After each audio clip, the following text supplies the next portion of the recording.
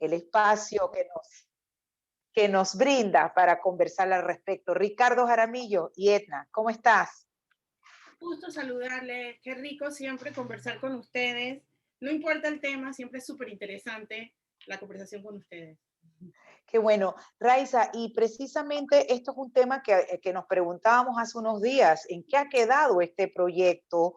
Que si mi memoria no me es infiel, por los años 2012 creo que se inició, probablemente esté equivocada, me corregirás, pero no vemos que ha avanzado mucho este proyecto que tenía ese objetivo, pues quizás quitar ese poco de telaraña de cables aéreos que contaminaban visualmente realmente el país. ¿En qué ha quedado y en cuánto ha avanzado este proyecto? ¿Y quiénes están a la vanguardia y son los responsables de que esto realmente avance como debe ser?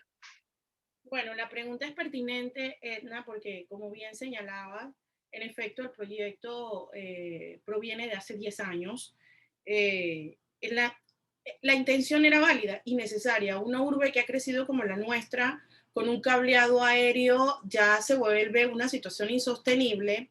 Lo que pasa es que el formato de negocio que se crea para para la realización de este proyecto fue insostenible. Es decir, hacer como entidad reguladora los servicios públicos era un poco la coordinadora o fiscalizadora de que esto se diera. El MO era el responsable técnico, porque implicaba abrir calles para soterrar.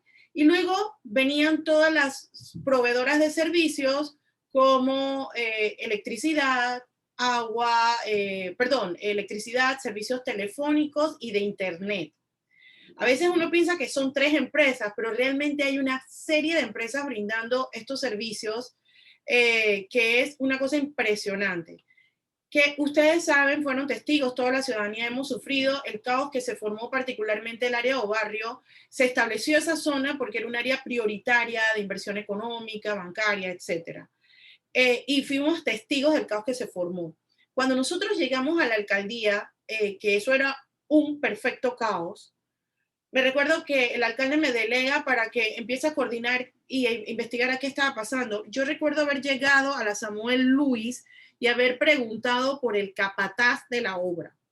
Y una serie de trabajadores me van pasando de una persona a la otra y al final termina siendo un señor de España que ni siquiera tenía título de ingeniero ni nada, era un maestro de obra en España y él era el encargado de la obra allí.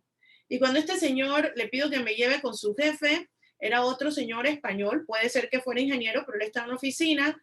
Y cuando yo le digo, señores, ¿dónde está el plan, el permiso, el cronograma? No había nada. No había nada, había simplemente una apertura por aquí, una apertura por allá, sin banderines para dirigir el tráfico. Cuento largo corto, cuando nos sentamos todas las partes en la alcaldía, lo que nos dimos cuenta de que esta obra carecía de liderazgo, o sea, no había una entidad responsable de ella. Simplemente había instituciones responsables de las partes. Y cuando una obra tiene esto es mío, esto es mío, esto es mío, el todo es de nadie y por eso el caos. Entonces ahí fue cuando la alcaldía, si bien este no era un proyecto municipal, pero entendíamos que todas las cosas que ocurren en la ciudad deben ocurrir bajo la responsabilidad de la alcaldía. Si no, ¿para qué es la alcaldía? Entonces, si bien es cierto, en un país tan centralista como el nuestro, todavía estamos en una situación de que esto es competencia de esta institución nacional, del Ejecutivo y tal. Pero la alcaldía debía ir asumiendo las responsabilidades de coordinación. Eso fue lo que hicimos, al punto que cuando empezamos a organizar, a aplicar las fianzas, la empresa tuvo que salir, no estaba cumpliendo. Imagínate que después de casi 3 años de trabajo, de haber roto varias calles y ya cerrado, ellos iban a tener que volver a abrir la primera calle porque luego había entrado el servicio de telefonía que no se había incluido en la primera parte del contrato. Entonces todo el proceso volvió a empezar 3 años después. O sea, todo sumándose sobre la marcha. Sí, sí, sí, sí, sí, sí. Entonces, cuando nosotros empezamos a tomar las riendas del asunto, nos costó mucho porque ninguno de ellos quería asumir que alguien tenía que asumir, valga la redundancia, la responsabilidad. Un poco empezamos a poner orden, pero el contrato, el concepto fue muy mal concebido y por eso es que hoy todavía no termina. Entonces, Panamá hasta el momento tenía cero experiencia en temas de obras urbanas con soterramiento en una ciudad funcionando, porque una cosa es tumbar un monte y hacer una carretera donde no había nada, y otra es hacer intervenciones urbanas de esa magnitud con las implicaciones que eso tiene, y que luego políticamente el resultado no se ve porque está enterrado. Entonces, políticamente nadie quería ser salpicado con eso y por eso había tantas debilidades técnicas en el asunto. Y luego, institucionalmente, no puedes concebir un proyecto que afecta a la ciudad sin que sea la autoridad de la ciudad que asuma la responsabilidad de la coordinación de ese proyecto. Y tal vez por las experiencias y luego lo de Calle Uruguay, que fue muy retrasado, y Vía Argentina con sus implicaciones, es que hoy esos procesos, en vez de mejorar y articularse como debe ser para continuar, simplemente se han dejado de lado y nadie los quiere mirar.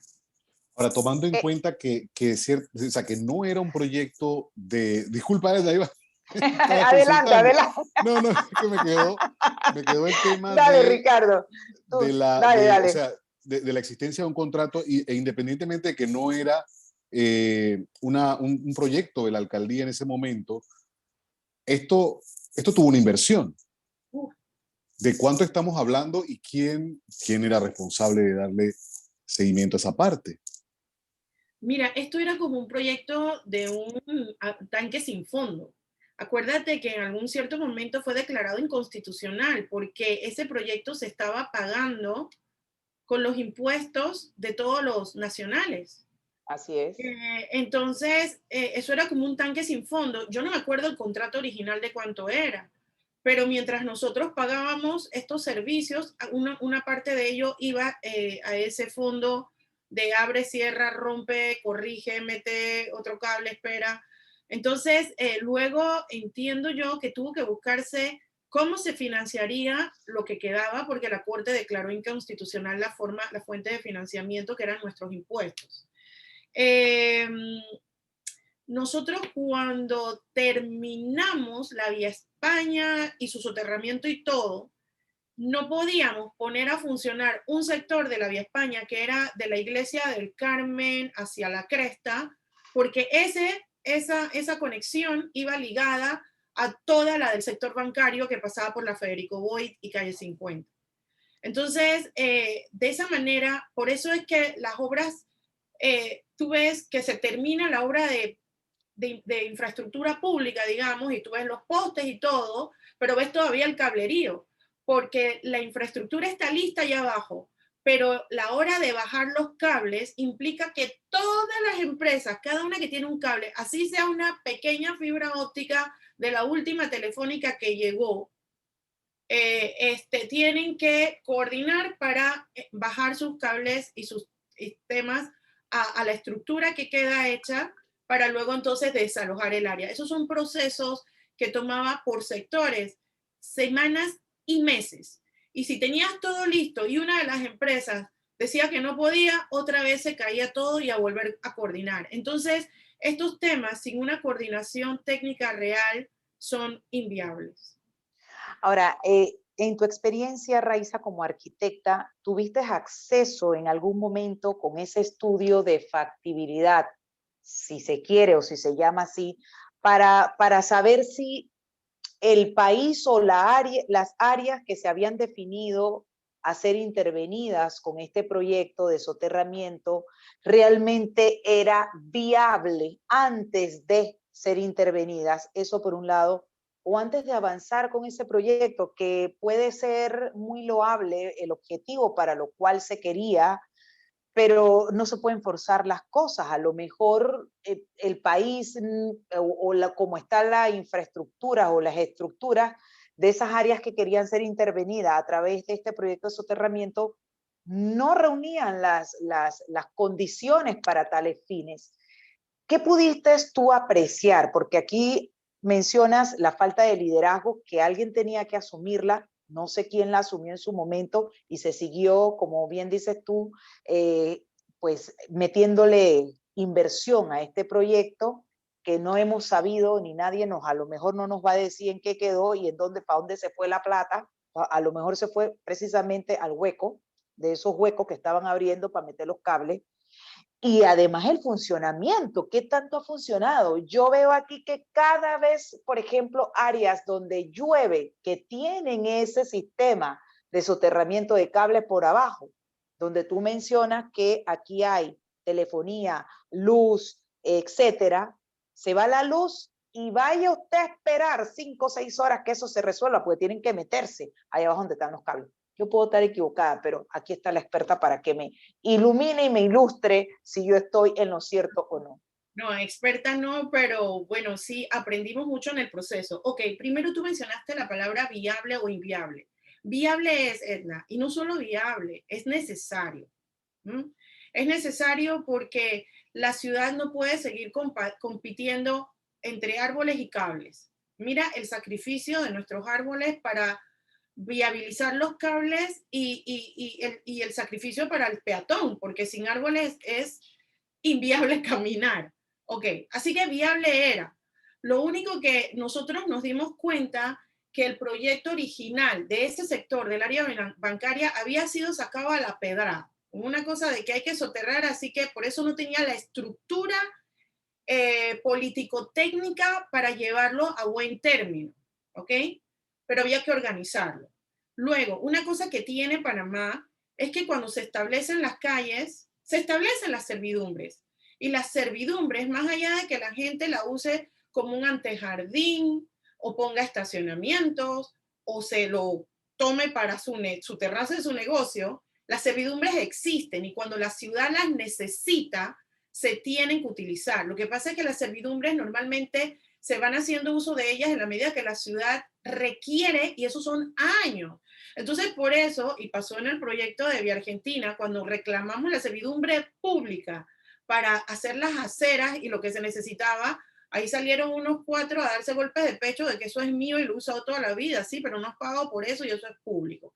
Y trabajar con eso es muy difícil porque la gente se apropia de lo que es de todos y luego lo pelea. Entonces, eso fue parte y en Nuevo Barrio lo vimos. En Nuevo Barrio no habían aceras, habían unos antejardines muy generosos de áreas verdes que se convirtieron en parking de las casas y de los negocios que fueron. Entonces, ¿qué pasa? Que el proyecto de soterramiento contemplaba abrir esos antejardines y esas aceras y meterlos, la infraestructura, pero no contemplaba aceras. No contemplaba mejoramiento de infraestructura hidrosanitaria. Entonces, cuando tú metías esos ductos y ese cableado, pero te encontrabas con el tubito viejo del IDAN de hace 60 años, se formaba el caos. Y cuando decían, bueno, que venga el IDAN, pero es que yo no tengo, a mí nadie me ha dado vela en ese contrato y a mí nadie me está pagando lo que ustedes están dañando. Y después de todo ese trauma, que no hubiese aceras y que ese espacio público fuera nuevamente retomado por el carro, ha sido desastroso. Por eso los proyectos que luego se hicieron para Vía Argentina y Uruguay contemplaban no solo el soterramiento, sino el tema de la acera y el uso de la servidumbre para el peatón. Entonces, estas cosas no es que estaban perfectas en eso tampoco, había mucho que mejorar. El problema es que estos procesos, Edna y Ricardo, no se pueden detener, porque si se detienen, quedan como parches descontinuados que no solucionan los problemas. Y por último, Edna, en el tema de la rentabilidad, tal vez no son proyectos que la ciudad ve una ganancia, obviamente no, pero sí se repagan. ¿Y sabes cómo se repagan? Si tú tenías un lote, y lo vimos, por ejemplo, con el mall de Soho, eso era un lote enorme, con unas casitas, 2 casitas, árboles y un cableado normal. Si ese mall necesitó una infraestructura para su nueva electrificación y tal, él tenía que aportar a ese soterramiento. Ese es un ejemplo de lo que han tenido que hacer muchos desarrollos en el área que transformaron lotes de casas a campus de edificios, requieren más servicios públicos, pero no están aportando esa plusvalía para que esos servicios públicos vayan acorde con el nuevo edificio. Entonces ahora lo que tenemos es un super edificio, un montón de cables y un espacio público débil. Igual para el tema de drenaje. Mira lo que pasa, la imagen del otro día del Hotel W. Sí que se inunda enfrente, pero ¿qué había antes de ese Hotel W? ¿Qué infraestructura se mejoró para que ese hotel pudiera tener la capacidad de manejo de lo que allí pasa? Entonces es que lo privado va muy casado de la inversión pública correcta y a tiempo. Importante antes de finalizar esta conversación, sabemos que no está en la toma de decisiones en este momento, pero según lo que podemos concluir con este tema es que se perdió una oportunidad importante para avanzar en el sentido de soterrar, por ejemplo, esa área en particular del país, y esto, pues al no tener un atractivo quizá político, pues podemos decir que ahorita está durmiendo el sueño eterno. Yo creo que está en una pausa. Panamá no puede estar eternamente viviendo del suelo hacia arriba como en el siglo XXI y del suelo hacia abajo como en el siglo XIX, ¿no?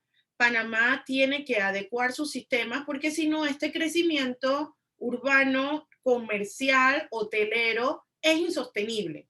Entonces, tenemos que tener instituciones públicas y servidores públicos capaces y capacitados, entendiendo el desafío que es hacer gestión territorial, que no es solamente ir a pintar bancas y arreglar parquecitos y repartir, poner toldas para eventos. La gestión pública en el territorio implica ensuciarse, en el buen sentido.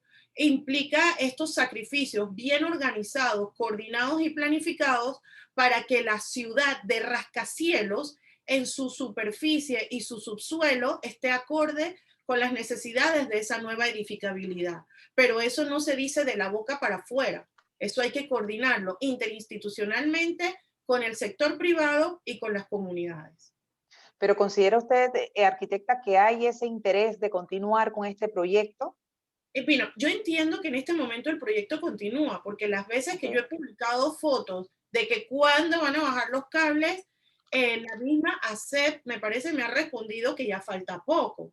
Entonces, el proyecto puede ser que no lo veamos porque la infraestructura está allí, a mí me consta, sino que está en la coordinación de ese bajar el cableado. Lo que no ha habido es un interés actual de seguir con lo que falta. Por ejemplo, ahorita hay una licitación que el MOB pretende hacer, por ejemplo, en Clayton para ampliar a 4 carriles la vía, pero no habla de soterramiento ni de infraestructura hidrosanitaria. Entonces, ese es el tipo de cosas que debemos dejar de hacer. No podemos pensar en calles sin todo lo que va en ese entorno de la servidumbre pública, que además tiene calle. Entonces, el MOB debe dejar de pensar individualmente, o la SEP, o el IDAN, para pensar integralmente. Pero eso, a su juicio, es lo que ha permitido, y con eso termino, que se haya extendido en el tiempo este proyecto, a diferencia de la revitalización urbana.